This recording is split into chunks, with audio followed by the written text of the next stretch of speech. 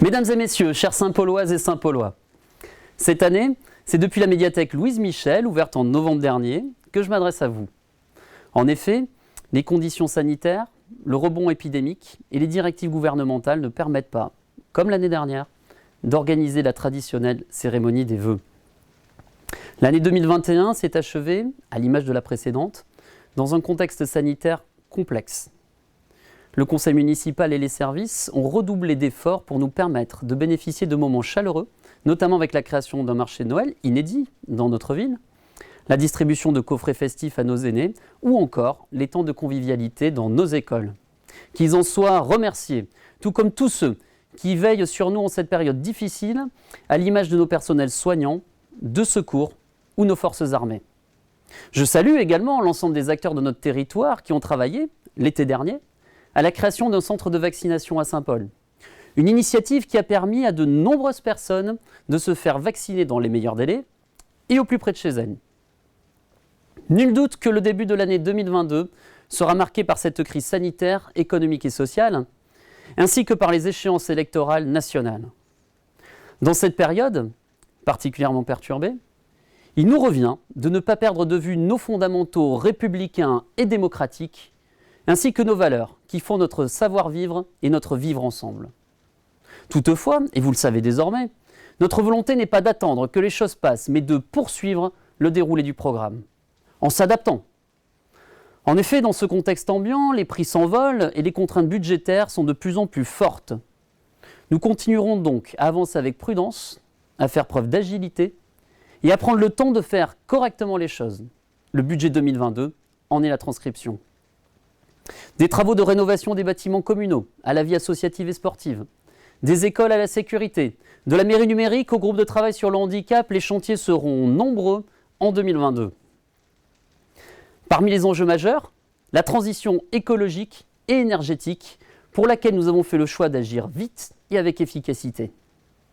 Nous continuons à avancer sur la route d'une ville à énergie positive. L'année 2022, l'émergence du projet Candat, qui consiste en la construction d'une centrale photovoltaïque sur la route de Hermes, dans le cadre d'un modèle entrepreneurial assez unique en France, et pour lequel vous serez appelé, si vous le souhaitez, à participer directement lors de sa seconde phase.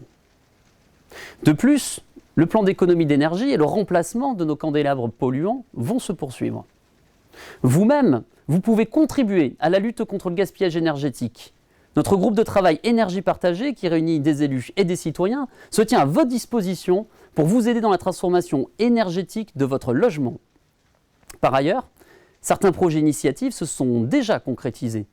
L'adoption d'un schéma SIC pour la commune, l'optimisation du fonctionnement de la déchetterie municipale ou encore la rénovation du forage géothermique. D'autres, tels que la conception d'un verger paysager, les études pour la création de la ceinture verte sont bien avancées. Des exemples d'actions qui nous permettent de progresser dans cette transition ô combien importante pour nous tous. Notre conseil municipal place l'innovation sur le plan environnemental et sociétal au cœur de son action pour rester en phase avec vos besoins et vos attentes. En 18 mois, nous avons déployé l'ensemble des mécanismes de participation citoyenne pour lesquels nous nous étions engagés. Pour ne citer que, les conseils de quartier sont désormais opérationnels. Et le premier budget participatif citoyen démarre ce mois-ci. Il vous revient désormais de vous saisir de l'ensemble de ces outils, de les faire vivre, de les améliorer pour rapprocher au mieux le citoyen de la prise de décision et co-construire la ville dans laquelle nous vivons. Par ailleurs, le dispositif On vous accueille comme vous êtes poursuit sa montée en puissance pour ne laisser personne au bord du chemin. Sur le plan culturel et patrimonial, l'année 2022 sera porteuse d'avancées significatives. Le calendrier événementiel a été profondément remodelé en concertation avec les différents acteurs du territoire, de sorte à proposer une programmation riche d'événements divers et accessibles à tous. D'autre part, nous avons fait le choix de recruter un chargé de mission du patrimoine pour une durée de 3 ans. Il a pour objectif de réaliser l'inventaire complet du patrimoine communal, de sorte à pouvoir mieux le protéger, le restaurer et le valoriser par la suite auprès du public. Au final, un ouvrage compilant l'ensemble des informations récoltées sera rédigé. Une manière aussi pour nous de mettre en avant les plus de 2500 ans d'histoire de notre cité. Quant à Poustagnac et Abbesse, les études vont se poursuivre et avancer concrètement durant l'année à venir. Enfin, Nos élus communautaires continueront à œuvrer au sein de la communauté d'agglo du Grand Dax pour notamment faire avancer les sujets clés qui nous touchent au quotidien, à savoir la réfection des voiries et des trottoirs, pour lesquels nous avons manifesté le souhait de pouvoir engager plus de budget d'investissement et rénover plus de voies dans la mandature.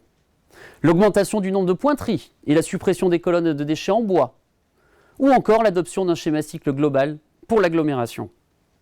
La mise en œuvre du projet de territoire, adopté à l'unanimité, doit se faire dans un esprit de coopération positive et de consensus entre les 20 communes du territoire, loin des logiques d'appareils partisans et dans le respect de l'intérêt général au service de tous nos habitants.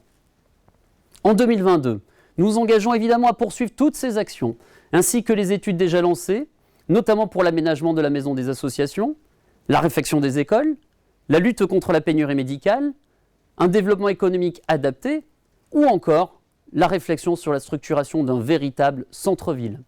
De beaux projets en perspective que nous construisons et continuerons de construire ensemble pour faire de Saint-Paul-et-Dax une ville dynamique et respectueuse des besoins de chacun, un lieu d'autres possibles. Nous espérons, comme vous, pouvoir retrouver au plus vite des jours plus heureux. J'encourage ainsi à placer cette nouvelle année sous le signe des solidarités, des initiatives et de l'innovation. Avec l'ensemble des élus du conseil municipal, nous vous souhaitons chaleureusement nos meilleurs vœux de belles et heureuses années 2022.